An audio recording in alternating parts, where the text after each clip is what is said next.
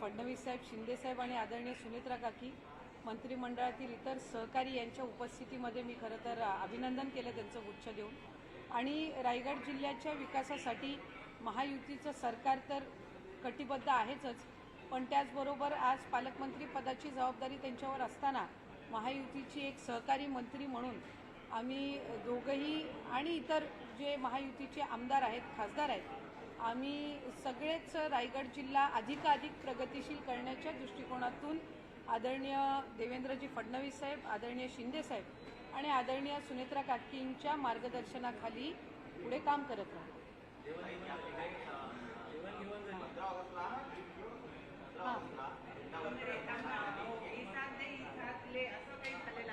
नाही, असं काही नाही झालेलं आहे। हां, मला माहीत नाही, मी ती त्यांची स्टेटमेंट काही ऐकली नाही। पण महायुतीच्या सरकारमध्ये आम्ही मंत्री म्हणून काम करत असताना एखादे 2 जिल्हे हे प्रलंबित कालावधीसाठी पालकमंत्र्यापासून वंचित राहणं हे कुठे ना कुठेतरी योग्य नाही। मधल्या कालावधीमध्ये आदरणीय फडणवीस साहेब असतील, आदरणीय शिंदे साहेब असतील, आदरणीय सुनेत्रा काकींच्या उपस्थितीमध्ये महायुतीच्या समन्वयाची बैठकसुद्धा पार पडली आणि त्याचबरोबर आदरणीय खासदार आमचे प्रदेश अध्यक्ष तटकरे साहेबही त्या निमित्ताने होते, उदयजी सामंतसुद्धा होते आणि या संबंध याच्यामध्ये कुठे ना कुठेतरी त्यांनी ती इच्छा व्यक्त केलेली होतीच, प्रामुख्याने अग्रेसरपणाने केलेली होती। मी सुद्धा पालकमंत्री म्हणून महाविकास आघाडीच्या सरकारच्या कालावधीमध्ये काम केलं होतं, पण दुसऱ्यांदा ज्यावेळेला महायुतीच्या सरकारमध्ये गेल्या टर्ममध्ये कॅबिनेटची मंत्री झाली त्यावेळेला ते पद पालकमंत्री पदाचं शिवसेनेकडे होतं। म्हणून राष्ट्रवादी म्हणून आमचा आग्रह होता की संपूर्ण कोकण विभागामध्ये एखाद्या तरी पालकमंत्री पदाची संधी ही राष्ट्रवादी काँग्रेस पक्षाला मिळावी। पण महायुती आणि महायुतीचे आमचे तिन्ही नेते यांनी जी भूमिका घेतलेली आहे त्यांच्या मार्गदर्शनाखाली काम करण्याचं जी भूमिका आहे आणि इच्छा आहे ती आम्ही सगळ्यांनी वर्तवलेली आहे आणि जो त्या तिघांनी निर्णय घेतलेला आहे तो आम्हाला मान्य आहे। शेवटी आज माझ्यासाठी मी महायुतीच्या सरकारमध्ये एक मंत्री म्हणून, एक सहकारी मंत्री म्हणून काम करणं, जिल्ह्यामध्ये एक मंत्री म्हणून, एक लोकप्रतिनिधी म्हणून काम करणं ही सुद्धा तितकीशीच जबाबदारी ही माझीसुद्धा त्यानिमित्ताने आहे। त्यामुळे पालकमंत्री पद हा एक भाग झाला, ते काही सर्वस्व येत नाही की त्याच्यातून आम्ही महायुतीमध्ये वाद करत राहावे। आणि आदरणीय आमचे तिन्ही जे महायुतीचे राज्यातले नेते आहेत यांच्या मार्गदर्शनाखाली रायगड जिल्हा आम्हाला अधिकाधिक पुढे न्यायचा आहे आणि कुठे ना कुठेतरी जिल्ह्याच्या विकासामध्ये किंवा इतर काही महायुतीच्या कामकाजामध्ये कुठेही बाधा येऊ नये या दृष्टिकोनातून एक व्यापक विचार करून जे काही आमचे तिन्ही नेतृत्व निर्णय घेतील त्यामध्ये आम्ही ते निर्णय मान्य करण्याच्या दृष्टिकोनातून भूमिका घेतली। पण रायगडमध्ये आता रायगडमध्ये जे प्रॉब्लेम होते, पालकमंत्री पद मिळाल्यानंतर कुठेतरी त्याला उत्तर देखील मिळू शकेल का?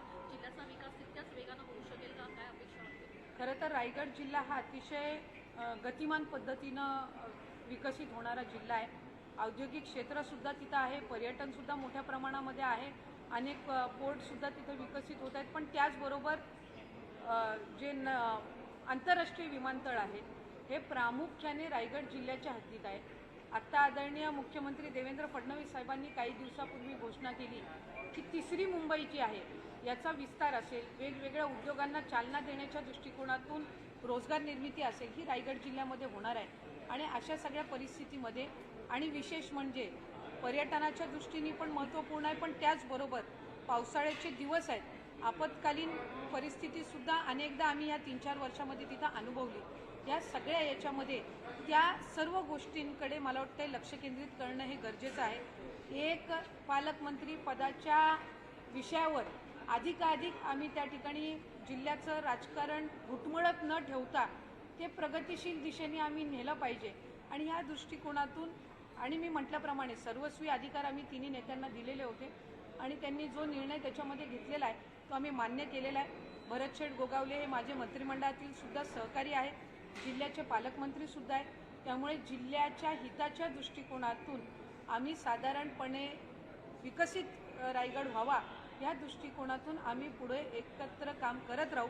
माझ्या वतीने किंवा माझ्या पक्षाच्या वतीने आदरणीय तटकरे साहेबही आहेत, माझ्या पक्षाचे जिल्हाध्यक्ष, इतर सर्व मंडळीसुद्धा आहेत। आम्ही साधारणपणे ही भूमिका घेतली की राजकीय इच्छा असणं, या सगळ्या गोष्टी असणं हा एक भाग झाला, पण जिल्हा कुठेही मागे राहू नये किंवा विकासापासून वंचित राहू नये हा व्यापक विचार हा एक लोकप्रतिनिधी म्हणून आम्ही कुठेतरी करणं हे अधिकचं महत्त्वपूर्ण आहे आणि या दृष्टिकोनातून ते आहे. त्यामुळे माझी खात्री आहे की त्यांना पालकमंत्रीपद मिळालेलं आहे आणि विकसित रायगड करण्याच्या दृष्टिकोनातून आम्ही सगळेच जण मिळून काम करू.